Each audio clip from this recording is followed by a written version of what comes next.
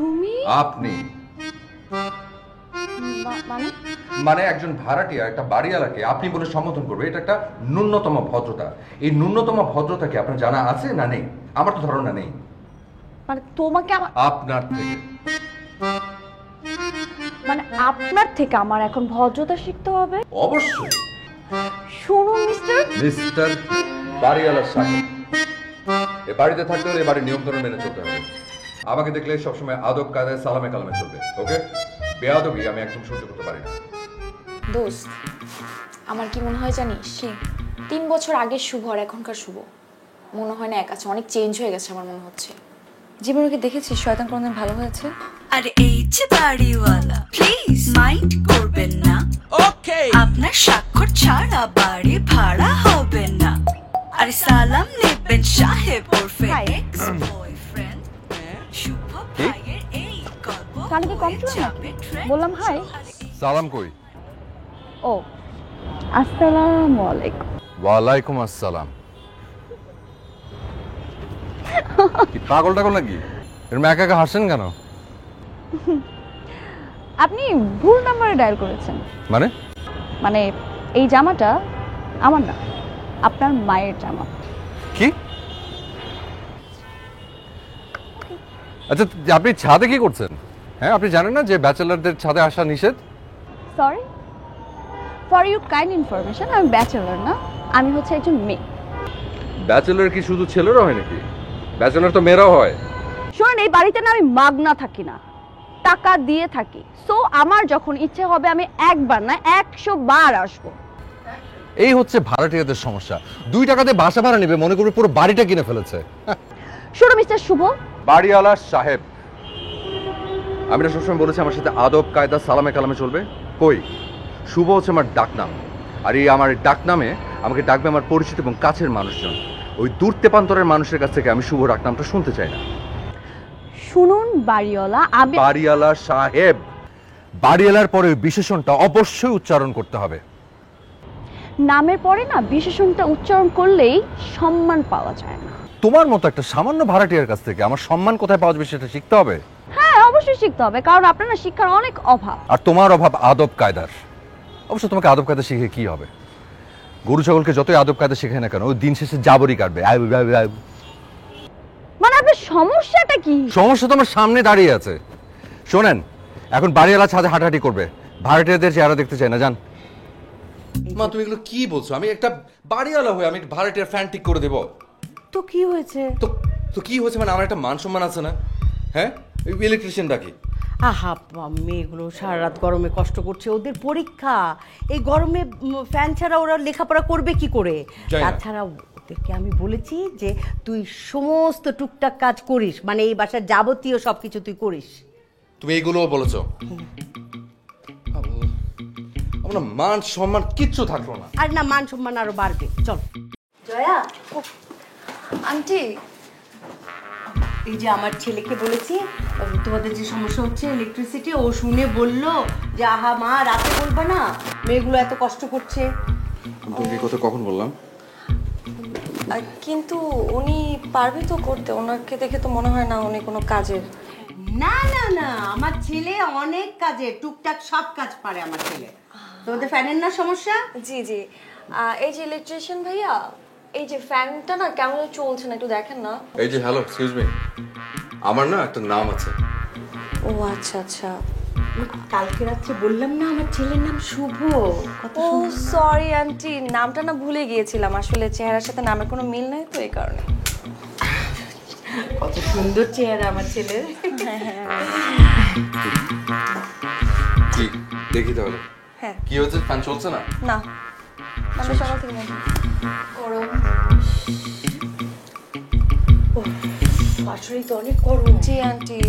এই হায় রে আল্লাহ, কি আল্লাহ না আপনাদের 2টা চোখ দিছে, 2 2 4টা, 2 জোড়া। চোখটাকে একটু কাজে লাগান। রেগুলেটর অফ করে রাখলে যে ফ্যান চলে না, এটা তো আপনাদের অনুর্বর মস্তিষ্কে ঢুকে না। এই যে মা, তোমাদেরকে বলেছিলাম না যে আমার ছেলে অনেক জ্ঞানী, টুকটাক সব কাজ সে জানে। দেখলে, রেগুলেটর দেখে সে বুঝে গেছে। জি আন্টি। ঠিক আছে, আর কোনো সমস্যা আছে মা? নিঃসংকোচে বলতে পারো, আমার ছেলে ঠিকঠাক করে দিবে। আন্টি আসলে মানে আমাদের ওয়াশরুমের ফ্ল্যাশটা কাজ করছে না, মানে ঠিক করে দিতে পারলে অনেক ভালো হতো। মা এটা কিন্তু টু মাচ হয়ে যাচ্ছে, আমি কিন্তু হ্যাঁ এটাও আমার ছেলে পারে, দেখবে তাই না বাবা? So sweet. মেয়ে মানুষের মেয়েদের সমস্যা হয় না এটা। শোভে ওয়াশরুমটা ওইদিকে। এটা না আমার বাড়ি, ওয়াশরুম কোন দিকে আমি জানি।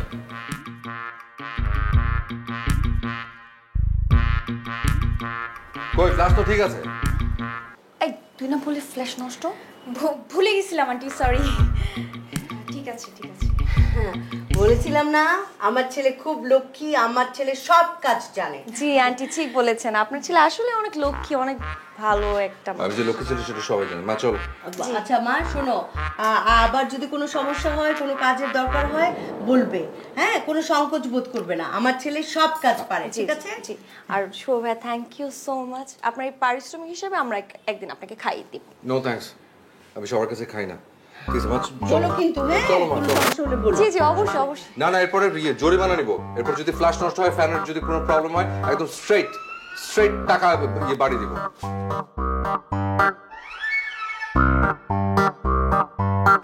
শুনুন মিস্টার শুভ, বাড়িওয়ালা সাহেব, বাড়িওয়ালা সাহেব মনে নেই?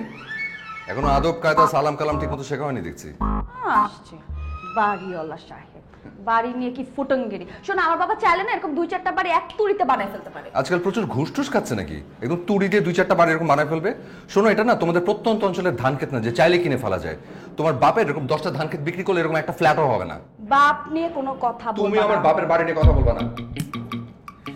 ফুটঙ্গিরি করতেছে বাড়ি নিয়ে আবার। আমার বাড়ি আমি যা খুশি করবো, আমি ফুটানিগিরি করবো, দাদাগিরি করবো, আগ্নেগিরি, যত ধরনের গিরি আছে সব গিরি দেখাবো। তোমার তাতে কি?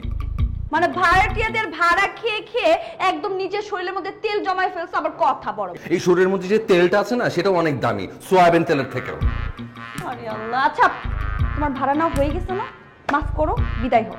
এই আমি ফ্ল্যাটটা ভাড়া দিয়েছি, বিক্রি করে দেইনি, ঠিক আছে? আমার ইচ্ছা আমি এখানে দরজার সামনে দাঁড়ায় থাকবো। ফ্ল্যাটটা কি আমি মাগনা থাকি? টাকাটা কে দিচ্ছে? আমরা তো টাকা দিয়েই থাকি। সো কথা না বলে তুমি এখান থেকে যাও। যদি মেয়ে না হতো না তাহলে যে কি করতাম? কি করতাম? চিকেন চাপের মতো হাড্ডি গুটি সবকিছু সহ কামড়ায় চাবাই খাই ফেলতাম। আমি এটা বসে বসে দেখতাম, তাই না? আমি কি করতাম তোমাকে জানো? কি?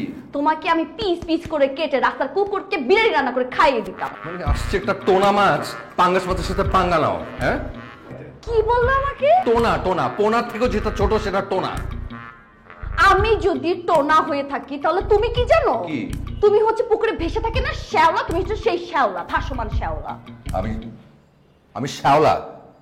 আচ্ছা যাও, তুমি শ্যাওলা না। এই তো লাইনে আসছো, মাথায় থাকে জানো, আদব কায়দা সালাম কালাম, অলওয়েজ রিমেম্বার, ওকে? ফেলটুস মার্কা স্টুডেন্টদের এক্সাম খারাপ হবে, এটাই তো স্বাভাবিক। আমি ফেলটুস মার্কের স্টুডেন্ট না। পরীক্ষার আগের দিন প্রিপারেশন নিতে হয়, কারেন্ট ছিল না, এই কারণে প্রিপারেশন নিতে পারি। পাস করতে হলে এই বাড়িটা ছাড়ো, তা নাহলে পাস করতে পারবে না। মানে? কাল রাতে এই আমি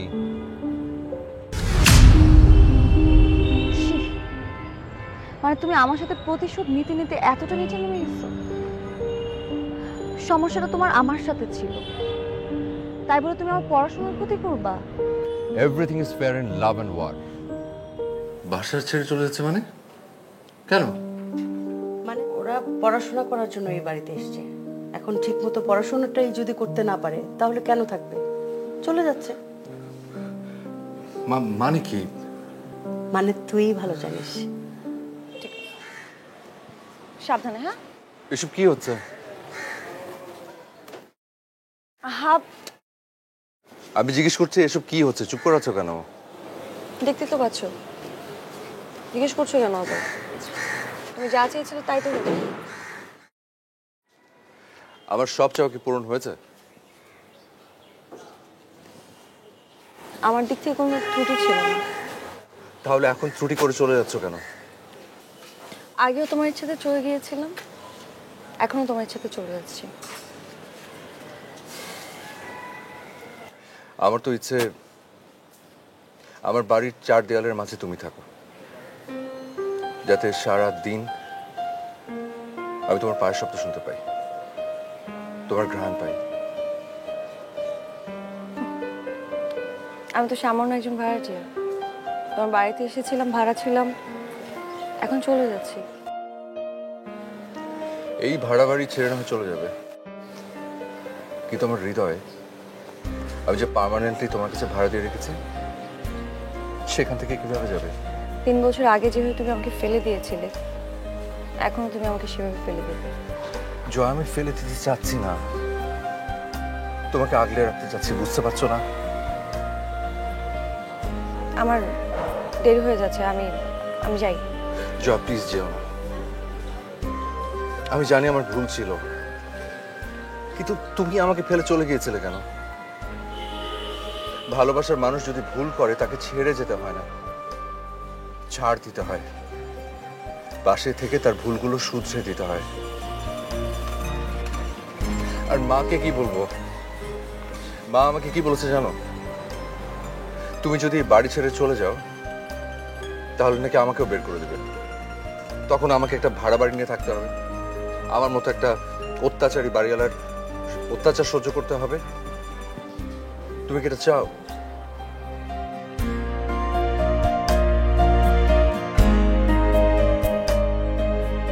তাহলে প্লিজ এই বাড়িওয়ালাকে হেট করো না। তাহলে এই বাড়িওয়ালাকে কি করবো? ভালোবাসবে। উফ আল্লাহ, সবকিছু ওর উপরে তুলতে হবে।